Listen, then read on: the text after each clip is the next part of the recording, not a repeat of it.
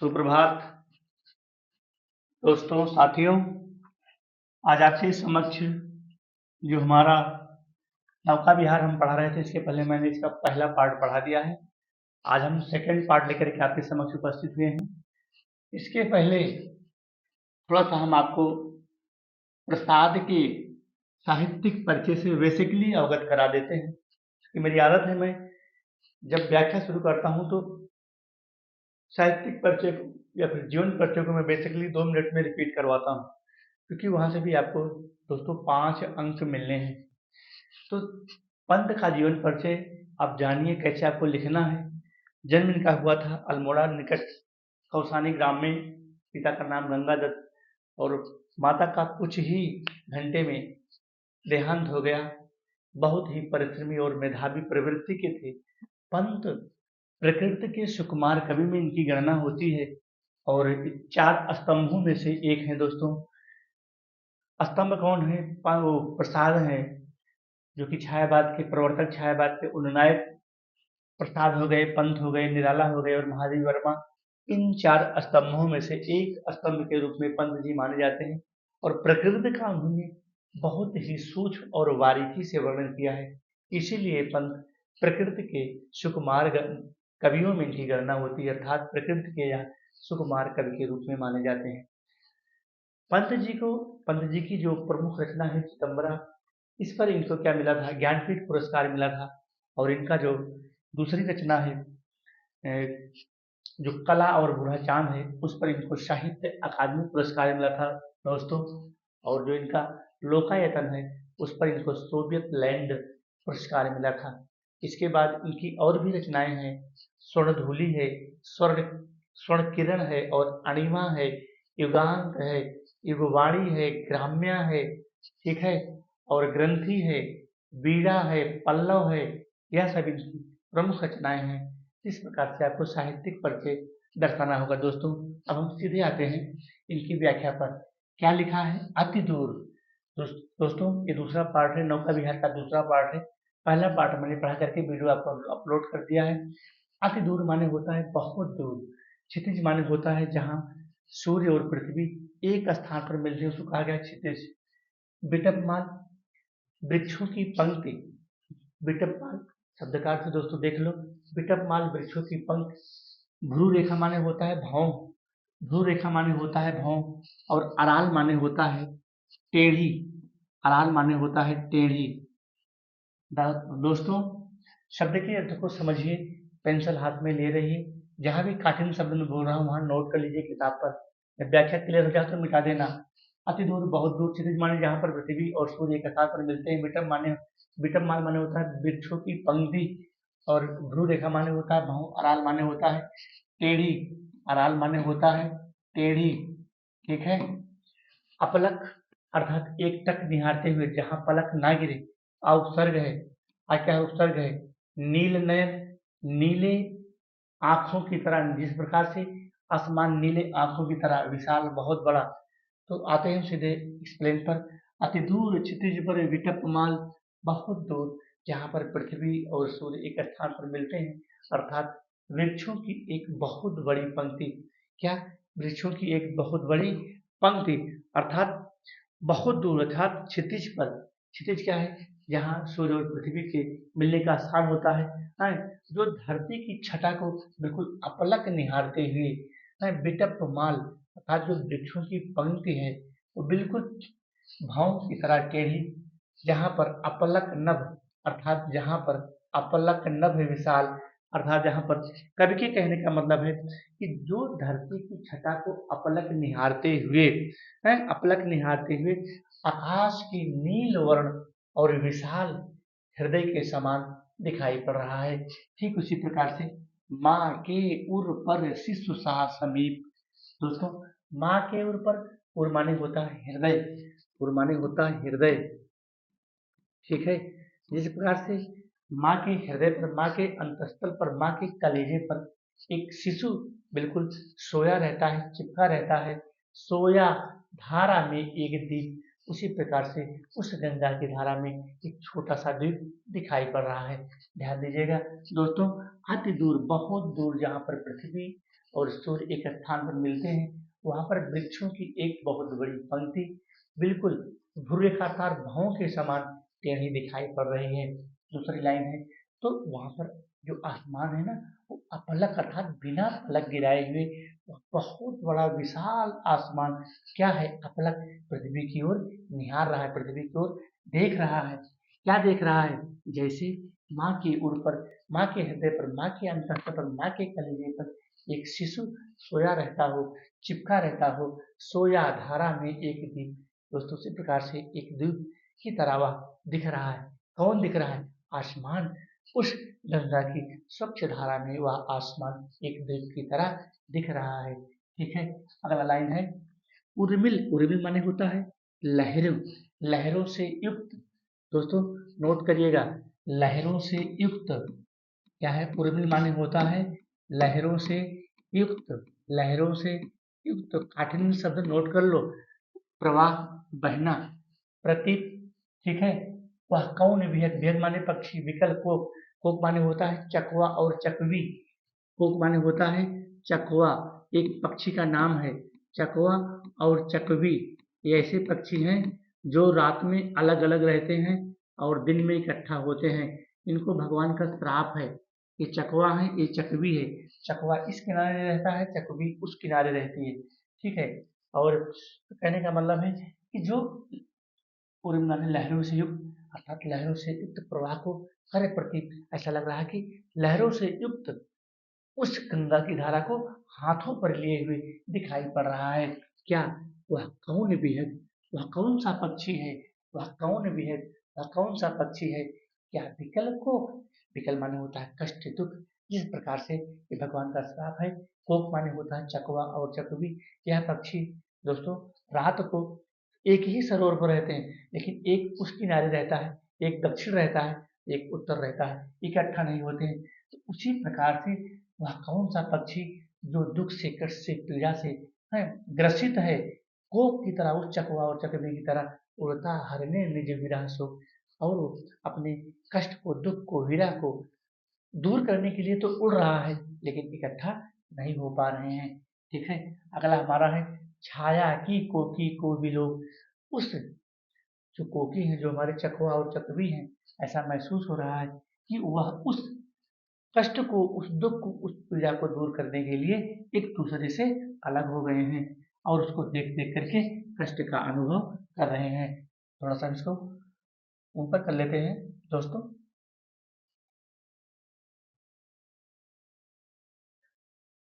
चलो यहाँ कर लेते हैं, क्यों भाई छोटे हो गए।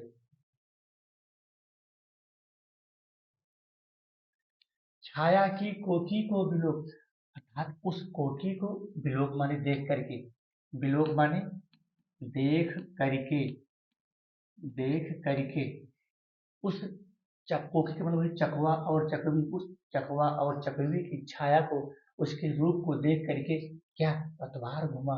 पतवार माने होता है वो जो नाव में लगी रहती है कि लकड़ी ऐसे ऐसे घुमाता रहता है, जो नाविक है ना, ऐसे ऐसे घुमाता रहता है, पतवार वही है। तो पानी को, जो नाव को विपरीत दिशा में ले जाती है, उसी का नाम है पतवार। उसी प्रकार से, जिस प्रकार से छाया की कोकी को अर्थात उस चकवा और चकवी की छाया को देख करके पतवार घुमा, जो नाविक है, जो मल्लाह है, नाव को अब प्रतन, प्रतन माने होता है छेड़काय, प्रतन माने होता है छेड़काय। ठीक है, प्रतन माने होता है छेड़काय, अर्थात वह नाविक उस पतवार के सहारे नाव को विपरीत दिशा में घुमाने का प्रयास करता है। ठीक है, नीचे दिया भी गया है कि नौका घूमी विपरीत धार। ठीक है, उसी प्रकार से वह नाविक अपने नाव को विपरीत दिशा में ले जाता है, किसके सहारे? पतवार के सहारे। अब यहाँ प्रश्न बना देगा कि भाई नाव को विपरीत धारा में किस, कौन किसके सहारे नाव को विपरीत धारा में ले जा रहा है? तो पतवार के सहारे ले जा रहा है। कौन ले जा रहा है? वो नाविक ले जा रहा है। तो कैसे ले रहा है? छीण खाए, छीण खाए, प्रतनु भार, अर्थात अब उस नौका का भार उस गंगा की धारा में बहुत कम हो गया है। ठीक है, जब वो विपरीत दिशा में नाव को ले जा रहा है नाविक, तो उस नाव का जो भार है, उस नाव का जो वजनपन है, क्या है? छीण का है, अर्थात बहुत कम हो गया है। दोस्तों इस प्रकार से समझना, डांडों के चल करतल, करतल माने हाथ होता है, हाथों से ही ऐसे डांडों को घुमाता रहता है मालिक, जो मल्लाह होता है, नाविक होता है। डांडों के चल करतल, जब नाव को चलाता है वैसे अपने एक उधर रहता है एक इधर रहता है, ऐसे दोनों ऐसे ऐसे घुमाते रहते हैं, तब नाव विपरीत दिशा की ओर चलती है। करतल प्रसार अर्थात हाथों को प्रसार करके डांडों के बल नाव को विपरीत दिशा में ले जा रहा है। क्या? भर भर मुक्ता फल, मुक्ता फल माने होता है मोती की तरह। फेन पसार, फेन पसार माने होता है जो झाग होता है, फेन पसार माने होता है झाग, अर्थात जब वह मुक्ता फल माने होता है मोती, मुक्ता फल माने होता है मोती। कहने का मतलब है कि जब डांडों के बल से नाविक उस नाव को आगे की ओर दोस्तों ले जाना चाहता है, तो वह उसमें जो फेन निकलता है, उस लकड़ी के सहारे जो फेन निकलता है वो कैसे होता है? वो मोतियों की तरह होता है। और उसमें झाग कैसे आती है? मोतियों की तरह आती है। अगली लाइन है, बिखराती जल में तार हाथ, और जल में उस मोतियों की तरह एक सुंदर सी झाग दिखाई पड़ रही है। चांदी के सापों सी रलमल, जिस प्रकार से चांदी बिल्कुल स्वच्छ उज्जवल होती है, उसी प्रकार से सांपों सी रलमल, सांपों सी रलमल नाचती रश्मियां जल में, उसी प्रकार से बिल्कुल स्वच्छ चांदी की तरह, सर्प के समान स्वच्छ चांदी की तरह एक किरण, एक रश्मि, रश्मि माने किरण होता है, किरण की तरह जल में नाच रहे हैं। थोड़ा सा ऊपर कर लेते हैं।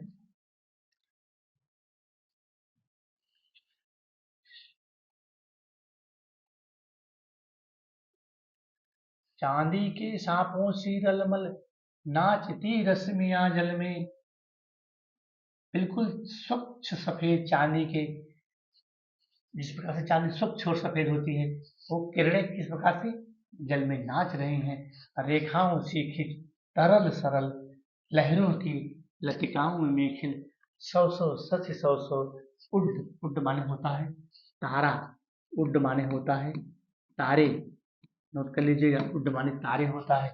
सब सब सच, सच माने चंद्रमा, ऐसा लग रहा है कि हजारों की संख्या में, सैकड़ों की संख्या में है तारे और चंद्रमा रेखाओं सी खिंच तरल सरल, बिल्कुल एक रेखा के समान खींचते हुए चले आ रहे हैं। एक नहीं, लहरों की लतिकाओं, अर्थात लहरों में, लतिकाओं माने होता है लता, लहरों, उस लहरों की, जो लहरें ऐसे ऊपर नीचे उठती हैं, उस लहरों की लतिकाओं में सैकड़ों सैकड़ों चंद्रमा और सैकड़ों सैकड़ों तारे झिलमिल रूप में क्या है, सुंदर और सौंदर्यकारी दिखाई पड़ रहे हैं। फैले फूले जल में फेन, और फेनिल अर्थात जो जो जल से फेन निकलता है, ठीक उसी प्रकार से जल में पूरी तरह से फैले हुए दिखाई पड़ रहे हैं। कौन? सौ सौ चंद्रमा और सौ सौ तारे जल में बिल्कुल फैले हुए सुंदर दिखाई पड़ रहे हैं।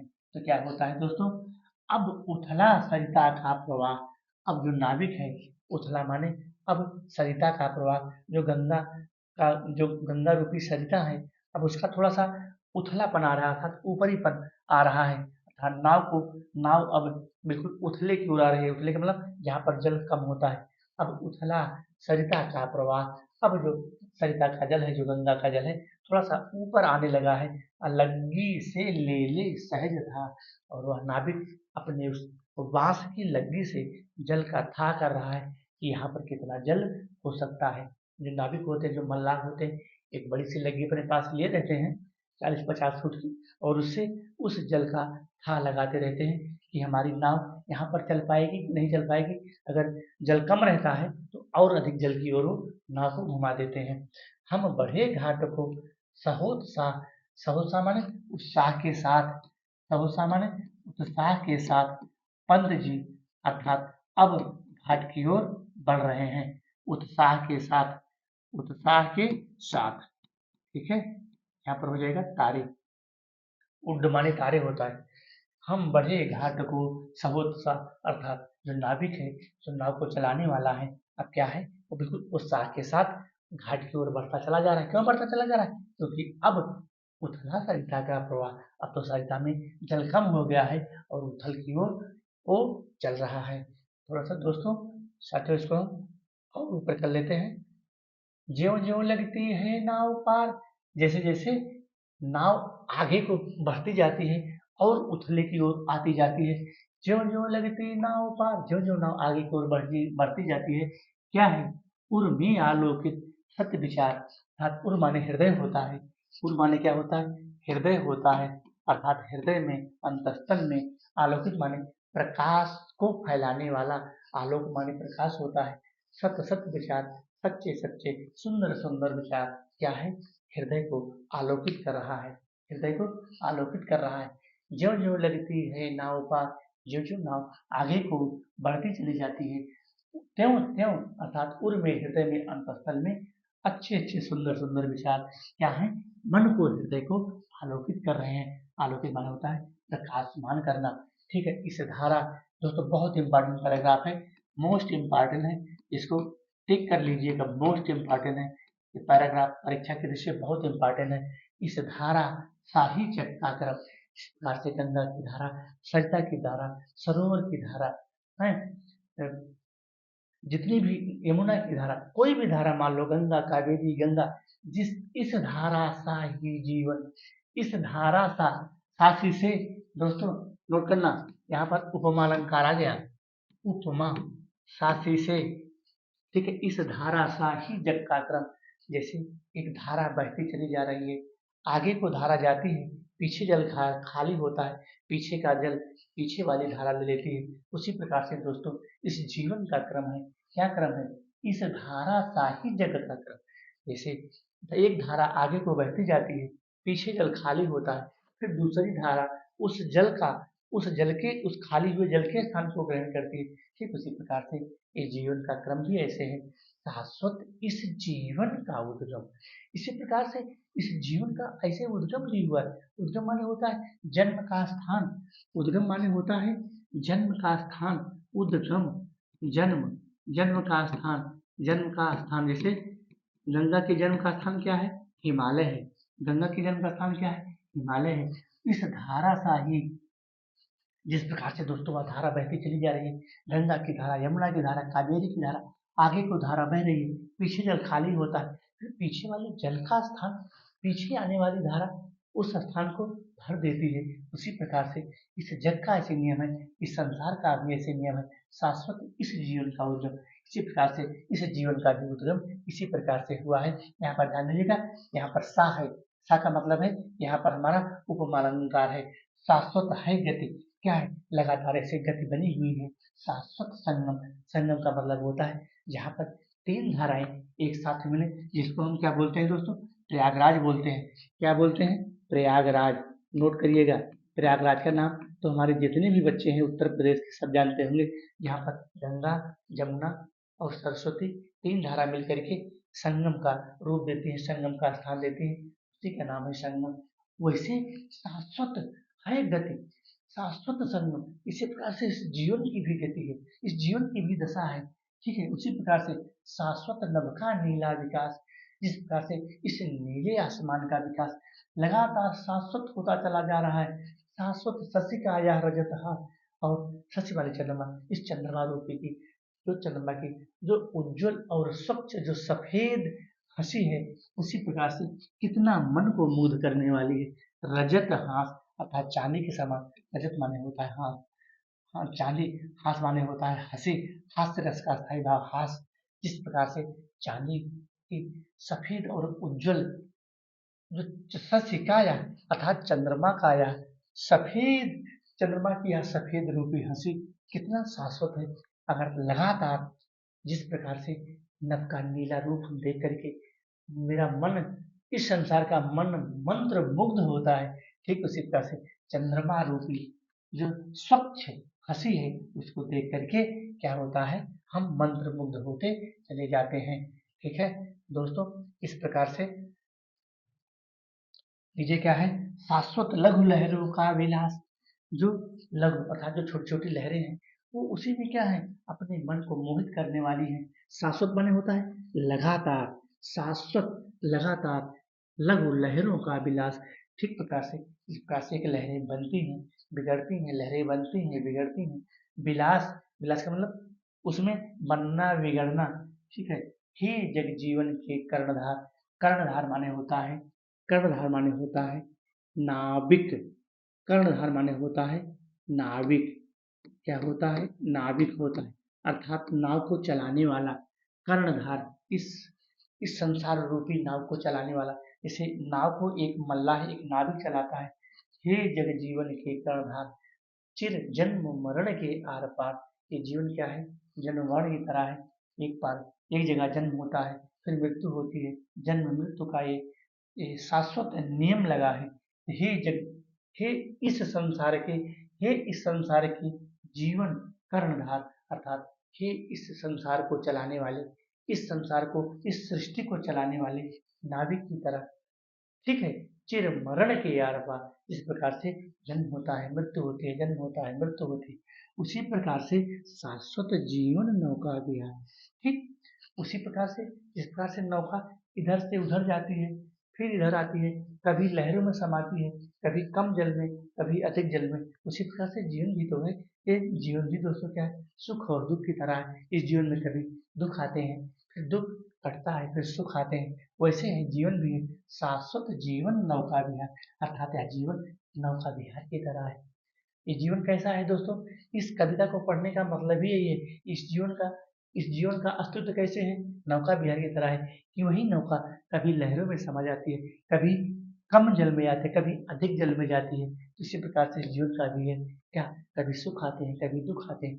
तो ये तो व्यक्ति के ऊपर है, वो अपने सोचने की, समझने की प्रवृत्ति को कैसे रखता है, कैसे महसूस करता है। अगला है, मैं भूल गया अस्तित्व ज्ञान जीवन का यह शाश्वत प्रमाण, अर्थात यह जीवन का शाश्वत प्रमाण है। ये जीवन का, इस सृष्टि का शाश्वत प्रमाण है। क्या है?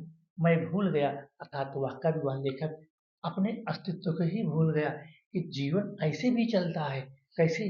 धारा की तरह। जैसे कभी गंगा यमुना, जो भी नदियां, जो भी सरोवर, कभी भी उनका जल समाप्त होने वाला नहीं होता।